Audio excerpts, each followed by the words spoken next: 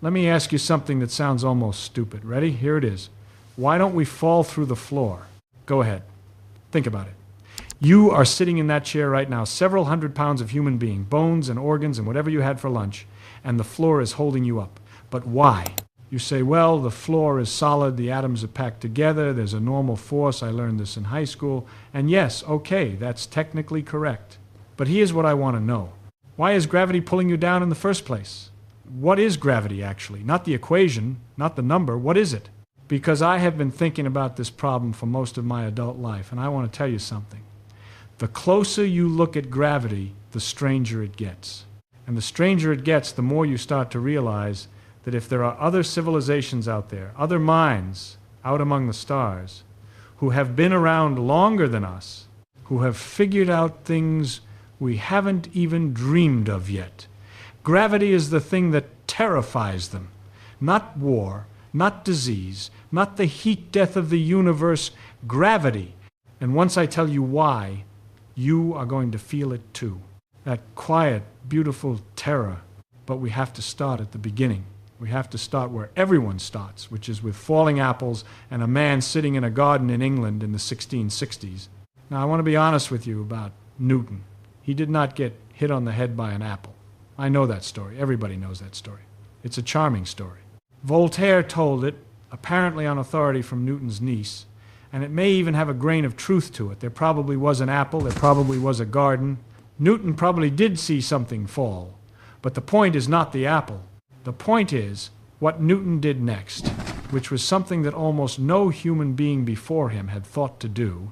He looked at the apple falling, and he looked at the moon, which does not fall, which just keeps going around and around and around up there, and he asked, what if these are the same thing? What if the moon is falling? What if it is falling toward Earth, just like the apple, but it's moving sideways so fast that by the time it falls a little bit, the Earth is curved away underneath it, and so it never lands? What if the orbit is just a very, very long fall? That is a staggering thought. And what's more staggering is that he was right.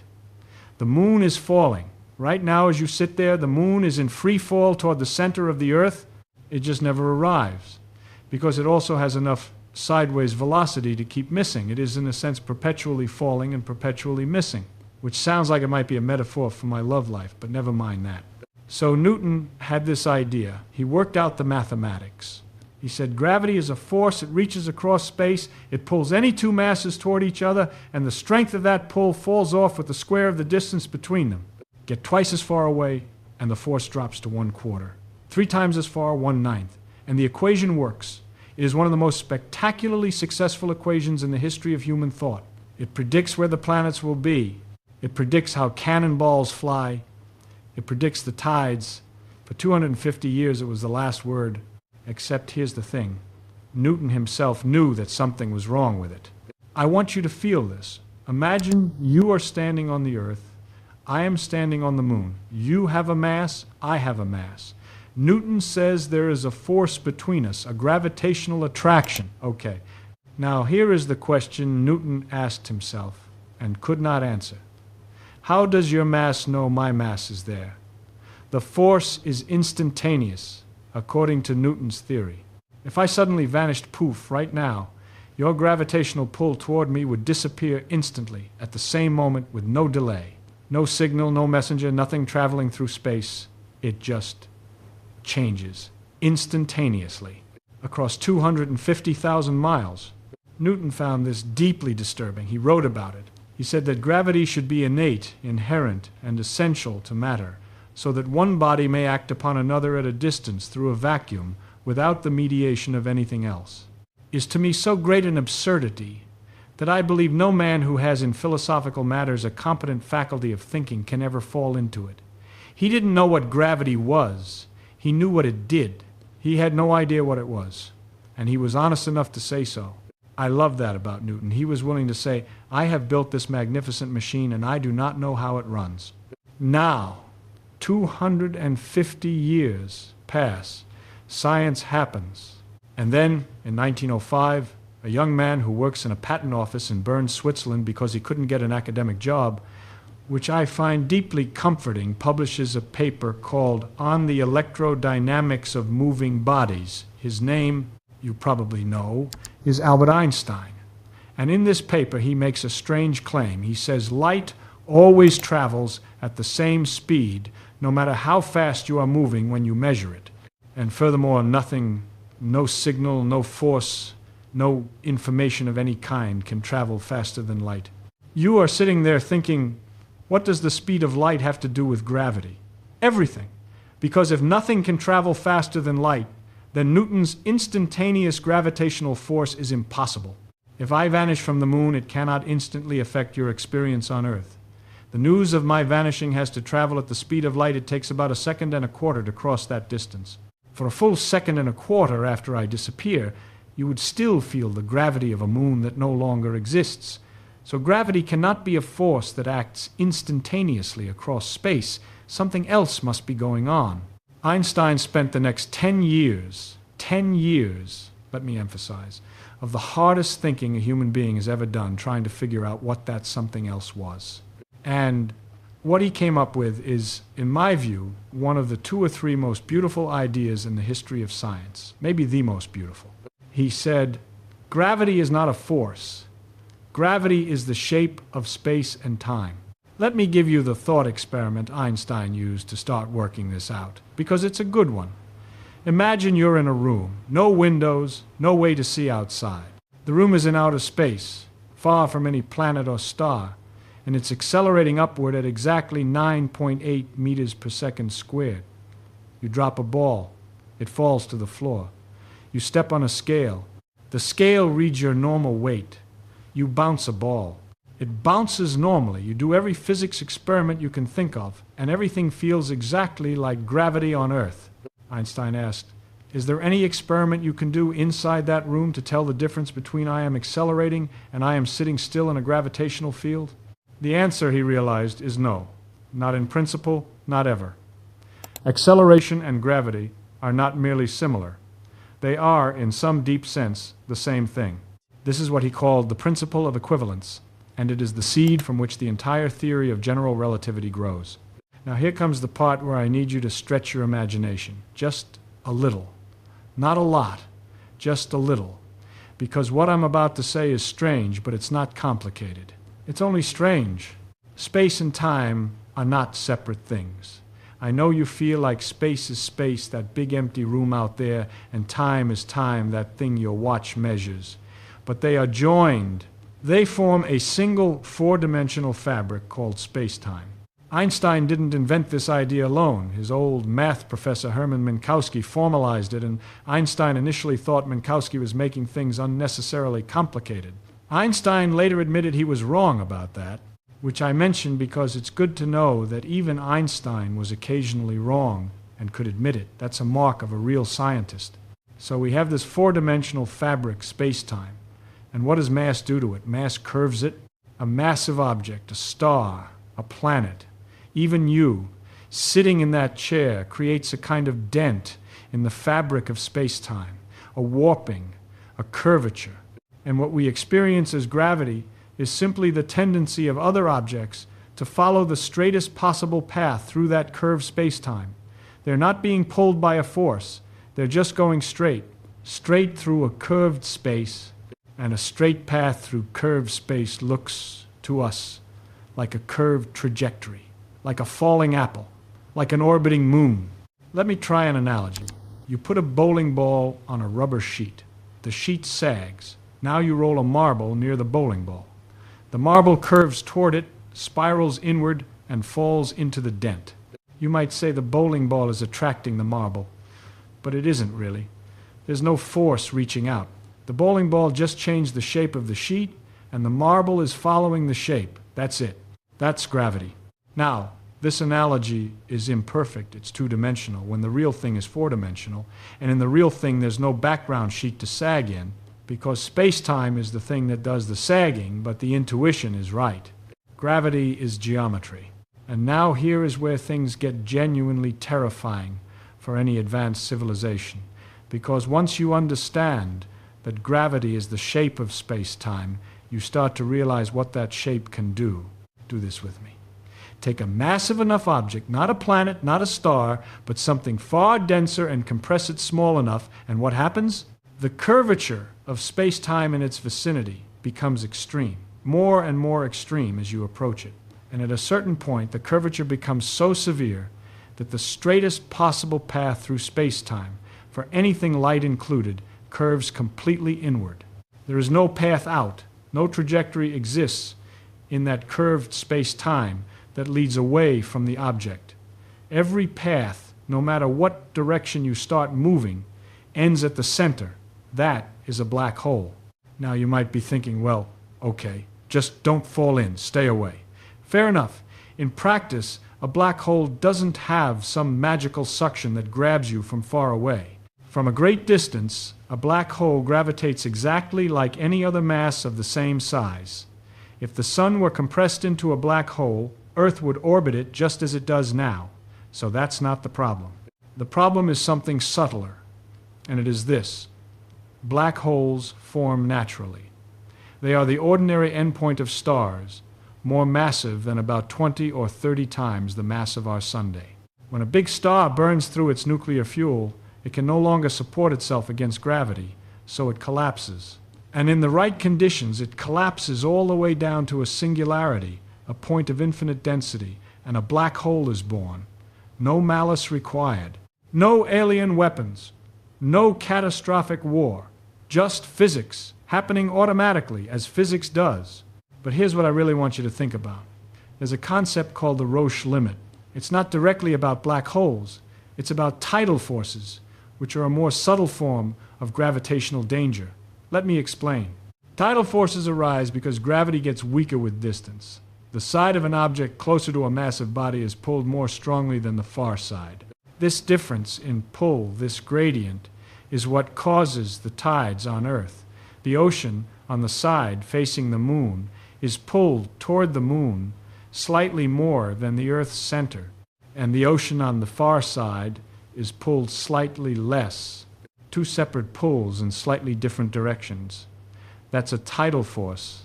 Now, as you get closer to something very massive, a neutron star, a black hole, these tidal forces become enormous. The difference in gravitational pull across the length of your body becomes big enough to matter. And eventually, it becomes big enough to tear you apart, literally, stretched in the direction toward the mass, compressed from the sides, until the structural integrity of whatever you're made of fails. Physicists have a wonderful clinical word for this process. They call it spaghettification. You become a thin stream of particles spiraling into the darkness. This isn't science fiction. This is a real thing that happens, that the equations predict precisely, and that we have indirect evidence for in observations of material falling into black holes. And here's what makes this frightening at a civilizational scale.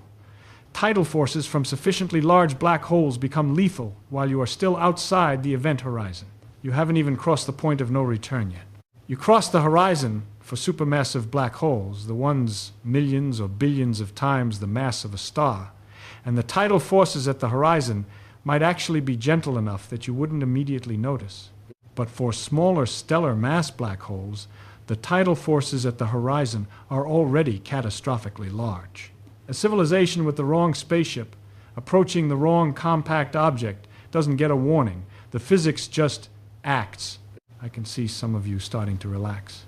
You're thinking, okay, but we just have to not go near black holes. Problem solved. We identify them. We steer around them. Done. Reasonable. Totally reasonable. But let me ask you something a little more uncomfortable.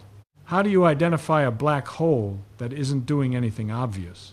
A black hole that isn't actively accreting material, not eating nearby gas and dust, not producing jets, is essentially invisible. It emits no light.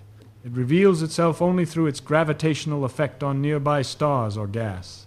There is a black hole at the center of our own galaxy, Sagittarius A, about 4 million times the mass of the Sun, and we didn't confirm its existence until 2022, when we got the first direct image of it. 4 million solar masses of utterly dark, curved space-time at the center of our own home galaxy, and we've only recently actually seen it.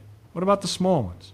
Stellar mass black holes scattered through the galaxy, drifting quietly, not eating anything, not making any noise? We don't have a complete census. We can't. They're invisible. Now imagine you are a civilization 100,000 years more advanced than us. You have figured out interstellar travel. You can cross the galaxy. You have ships and probes and maybe things I can't imagine. And you are navigating through space, where an invisible object of enormous mass might be drifting undetected on a path that intersects yours. You don't see it coming. Your sensors, however advanced, might miss it because it's emitting nothing, and if your ship gets close enough, fast enough, tidal forces, gravity, the most ancient and automatic force in the universe, requiring no one's permission, no declaration of war, no malice at all. Weapons you can see coming. Weapons have signatures. Weapons require intent. Gravity has none of these things. It's always on. It doesn't care what you are or how advanced you are. It is the same for a bacterium and for a starship. That is why it is scarier. But let me go deeper, because I haven't even gotten to the really strange part yet. I want to talk about something called gravitational waves. In 1916, Einstein predicted from his equations, working alone on paper, that when massive objects accelerate through space-time, they should produce ripples. Literally ripples in the fabric of space-time itself, spreading outward at the speed of light, compressing and stretching space as they pass. He called them gravitational waves. He was deeply skeptical that they'd ever be detected because the effect was so small. In a 1936 paper, he actually thought he'd proven they didn't exist. He thought he'd found an error in his own theory. His collaborator, Nathan Rosen, had worked through the math with him, and they thought the waves were a mathematical artifact, not physical. They submitted the paper. But then Howard Robertson, a physicist at Princeton, who refereed the paper without telling Einstein, found the error. The waves were real. Einstein rewrote the paper. He and Rosen were wrong, and the waves exist, and Einstein was able to recognize and correct the mistake. The point is, even Einstein nearly talked himself out of gravitational waves. They are that subtle. How subtle? Here is the number. In 2015, a century after Einstein's prediction, the LIGO detector in the United States detected the first gravitational wave, 2 black holes, each roughly 30 times the mass of the Sun, spiraling together and merging into one, 1.5 billion light years away. The energy released in that merger was roughly 50 times more than all the stars in the observable universe put together radiate invisible light combined. All that energy released in a fraction of a second, and the ripple it sent through space-time, arriving at Earth after traveling 1.5 billion light years, compressed and stretched the 4-kilometer arms of the LIGO detector by a distance smaller than 1/10,000th the diameter of a proton. Smaller than 1/10,000th of a proton. That is the signal we detected. That is how sensitive the instrument had to be. That is how profoundly space-time was disturbed, and how far the disturbance had to travel, and how tiny the remnant was by the time it reached us. I find that so beautiful, I don't know what to do with myself. But here is the implication for an advanced civilization. Gravitational waves travel through everything, not almost everything, everything. There is no shielding for them. Electromagnetic radiation light, radio waves, X-rays can be blocked, reflected, absorbed. A planet or a star between you and an X-ray source will absorb the X-rays. But gravitational waves, they pass through planets. They pass through stars. They barely interact with matter at all. If you are in the path of a sufficiently strong gravitational wave, you cannot block it, deflect it, or stop it. Your entire ship would oscillate, stretched, and compressed rhythmically, and if the wave is strong enough, the structural integrity of your ship, your body, your atoms, is at risk. And the sources of strong gravitational waves are the most violent events in the universe. Merging neutron stars, colliding black holes, the primordial chaos of the Big Bang itself. These events don't require your consent. They don't aim. They radiate in all directions. And here is what I find particularly humbling. We have now detected many gravitational wave events. We have a catalog, and most of them we detected because they were far away and the waves were weak by the time they reached us. But we are starting to map a universe full of these mergers, these collisions, these moments of gravitational violence. An advanced civilization would know this map better than us in exquisite detail. And part of what that map would tell them is the universe is not a safe place because of gravity, not because of any enemy, because of physics. Now, I want to address something directly, because some of you are thinking it. You are thinking, Feynman, this is all very interesting, but it's just a physics lecture. The title said alien civilizations. You keep dancing around the actual claim. Fair. Let me be direct. The question of whether alien civilizations exist is, I think, probably answered yes, but I genuinely don't know. The universe is extraordinarily large. There are more stars in the observable universe than there are grains of sand on every beach on Earth, by a very large factor. Around a large fraction of those stars are planets. And on at least one of those planets, chemistry got complicated enough over enough time that it started thinking about itself. The question is whether this happened elsewhere. I think it probably did. But probably in this context is a honest hedge, not a evasion. We have no direct evidence. The Fermi paradox, the question of why, if intelligent life is common, we don't see any signs of it as a genuinely deep puzzle that I don't have a satisfying answer to, and anyone who tells you they do is lying or fooling themselves. But here's the thing. If other civilizations exist, and if some of them are much older than us, which they might be, because our galaxy is about 10 billion years old and our civilization is about 10,000 years old, and there's no reason to think we're the first, then they have had time to develop technologies we can't imagine. They have had time to solve problems we haven't solved yet. And the problems that would be most urgent for any spacefaring civilization, the problems that would threaten their survival even after they'd solved war and disease and energy, are fundamentally physical problems. The universe itself is dangerous. The universe itself has structures in it that will destroy you without animosity, without calculation, purely by operating according to its own rules.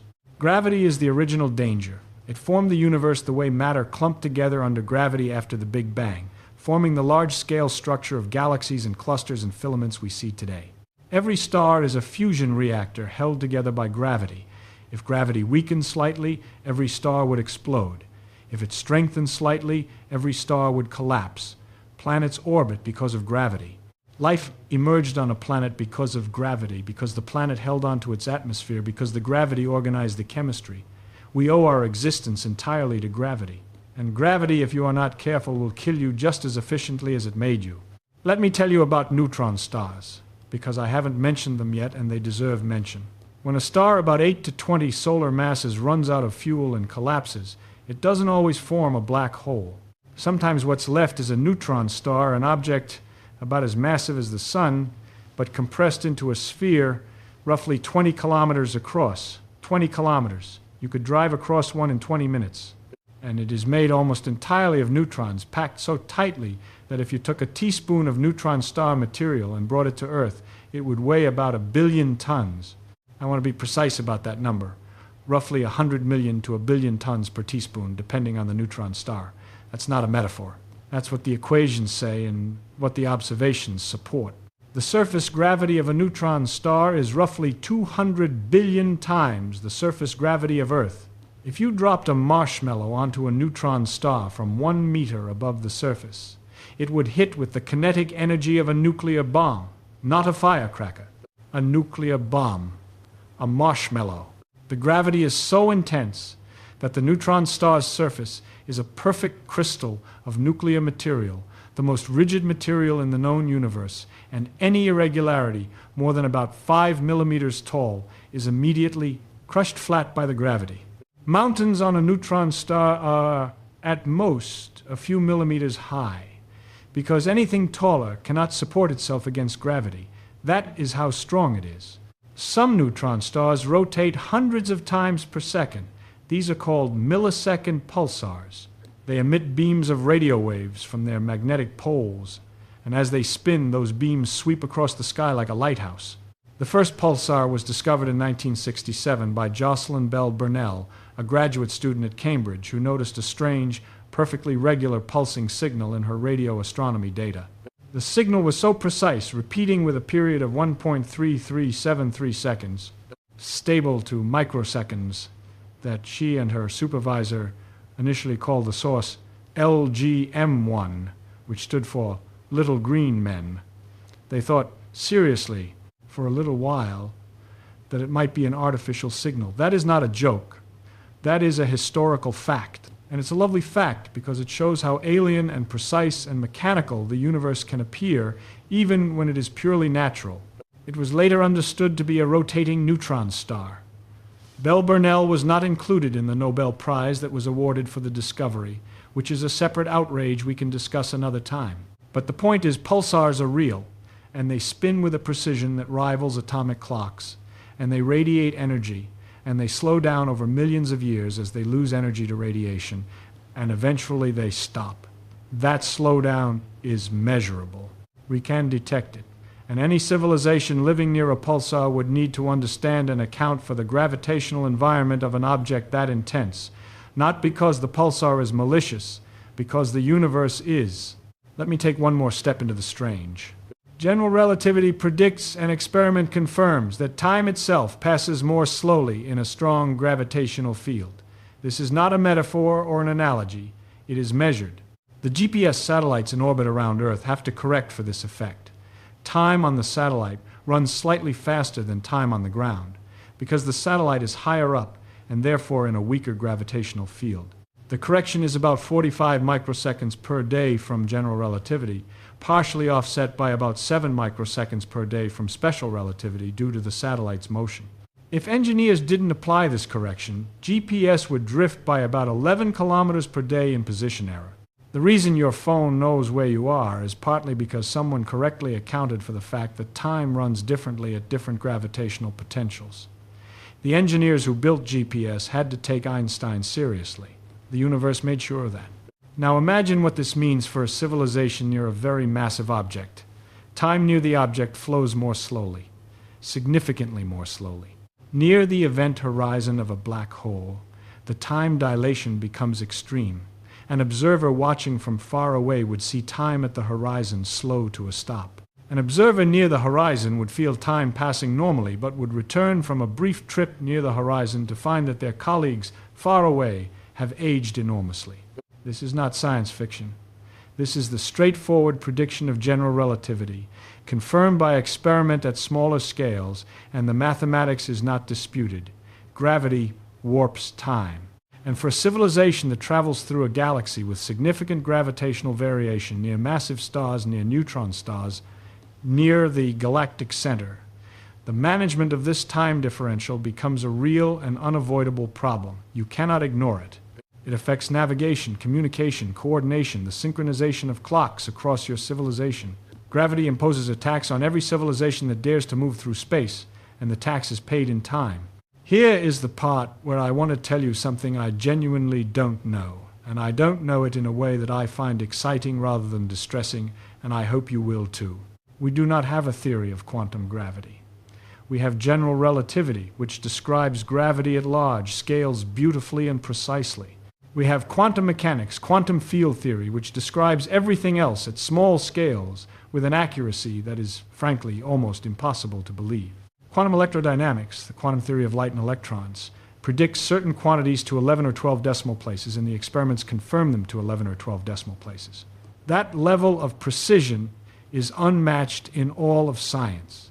But when you try to combine general relativity with quantum mechanics, when you try to understand what happens at the event horizon of a black hole at the quantum level, or what happened in the very first moments of the Big Bang when the universe was so small and dense that both quantum effects and gravitational effects mattered, the math breaks. The equations produce infinities, not the useful kind of infinity that you can manage with mathematical tricks, but the kind of infinity that means your theory has failed and you need a better one. This is called the problem of quantum gravity. It is the deepest unsolved problem in physics. We have candidates string theory, loop quantum gravity, others. None of them is experimentally confirmed. None of them is the complete answer. It is possible, I think likely, that when we figure it out, it will change our picture of space and time and the early universe in ways that are as surprising as relativity was, maybe more surprising. We don't know. I don't know. And I want to be clear that I don't know is the most important phrase in science. It is the phrase that points forward.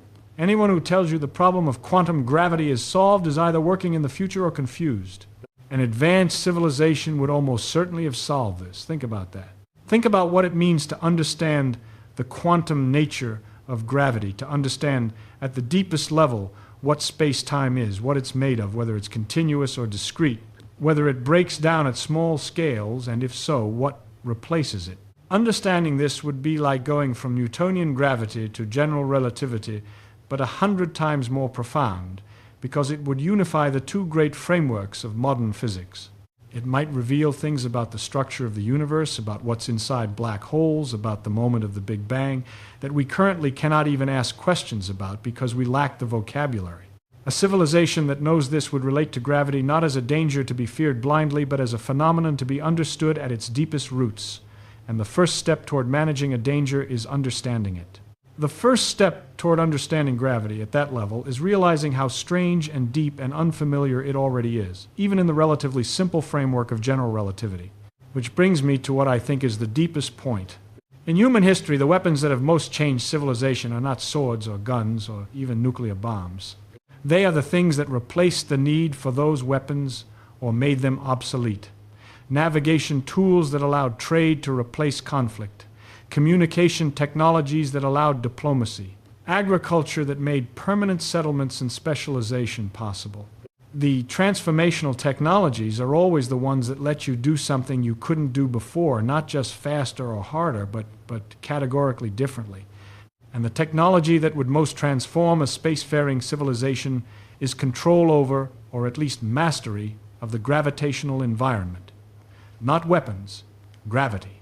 Think about propulsion. Every rocket we have ever launched works by throwing mass out the back very fast, exploiting Newton's third law. That's it. That's all we've got. It's thermodynamically expensive, it requires enormous quantities of fuel, and there are fundamental limits to how fast you can go given the fuel you can carry. Now, imagine, and I'm speculating, but speculating in a direction the physics doesn't forbid, imagine if you could manipulate the curvature of space-time around your ship. Instead of accelerating through space, you let space carry you. You contract space-time in front of you and expand it behind you. You don't accelerate at all in the local sense. You just sit there and space moves around you. There's no violation of special relativity because you're not moving through space. Space is moving with you. Miguel Alcubierre, a Mexican physicist, worked out the mathematics of such a warp drive in 1994 and found that it doesn't violate general relativity, but it requires exotic matter with negative energy density, which we have never observed and may not exist in the required form. So it's not a blueprint, but it tells you that general relativity doesn't forbid the general principle. The physics is more permissive than you think, if you can find the right materials and the right engineering. The civilization that learns to navigate gravity, to use it, to understand it at the quantum level, to perhaps manipulate space-time curvature in controlled ways that civilization has solved the real problem, not the problem of destroying their enemies, the problem of not being destroyed by the universe. And a civilization that old, that sophisticated, that has wrestled with gravity that long probably doesn't care much about weapons because they've understood something we are just beginning to understand. The real adversary was never each other. The real adversary is physics. The real adversary is entropy and gravity and the slow heat death of stars and the unpredictable geometry of a universe filled with objects far more dangerous than any species ever evolved. The Fermi paradox asks, where is everyone? Why don't we see signs of intelligent life elsewhere in the galaxy? There are many proposed answers. Maybe life is rare. Maybe intelligence is rare. Maybe civilizations always destroy themselves before becoming spacefaring. Maybe they're here and we don't recognize the signs. I don't know which, if any, is right. But here is one possibility I find interesting. Maybe advanced civilizations are quiet because they've learned that in a universe full of gravitational hazards, broadcasting your location is risky. Not because you fear your neighbors. Because you fear the attention. You draw gravitational attention. In a sense, the kind that comes from being embedded in the most dangerous gravitational environments, near the galactic center, near dense stellar clusters, where the chances of a close encounter with a compact object are higher. Maybe quietness is an adaptation not to social danger, but to physical danger. Maybe silence is wisdom in a universe where the most lethal things don't think and don't aim and don't stop. Or maybe I'm wrong. I'm often wrong. What matters is that the question is real and deep and beautiful, and nobody has the answer, and that means there's still work to do. Here's what I want to leave you with. You came in here tonight, probably, with a certain idea of what the universe is like. Big, old, mostly empty. Some stars, some planets, maybe some aliens somewhere. Gravity is the thing that keeps your feet on the ground. Fine, normal, unremarkable. But I hope now you feel even a little bit that gravity is nothing like that. Gravity is the shape of time. It's the thing that makes massive objects curve the path of light itself. Light, which has no mass, which travels at the ultimate speed limit of the universe, still bends around a mass because the space it travels through is curved. It's the thing that produces ripples in the fabric of reality when two collapsed stars spiral together 1 billion light years away, and those ripples compress and stretch a detector here on Earth by less than the width of a proton, and we measure it with real instruments, real lasers, real human ingenuity. It's the thing that slows time near a massive object and speeds it up far from one, and makes your GPS correct for the fact that your satellite is living in a slightly different temporal universe than you are. It's the thing that, at the center of a black hole, apparently breaks the laws of physics as we understand them, and we don't know what happens there, and that unknowing is one of the most honest and exciting places a physicist can stand. And somewhere out there, maybe there are minds that have been living with these questions far longer than we have. Minds that looked at the same beautiful, terrifying mystery we've only recently begun to see, and saw it earlier, and went further. And if they're afraid of anything, it's not each other, it's this. The curve in the dark. The invisible mass drifting through the galactic plane. The merging black holes that announce themselves only in waves that pass through everything and can be stopped by nothing. We are, all of us, every civilization, everywhere passengers on a spaceship traveling through a universe that has no obligation to be gentle. The only thing that might protect us, eventually, is understanding. Real understanding. The kind that starts not with weapons or walls, but with a person sitting somewhere, looking at something ordinary, an apple falling, a moon rising, and asking the question that sounds stupid and turns out to be everything. Why does it fall?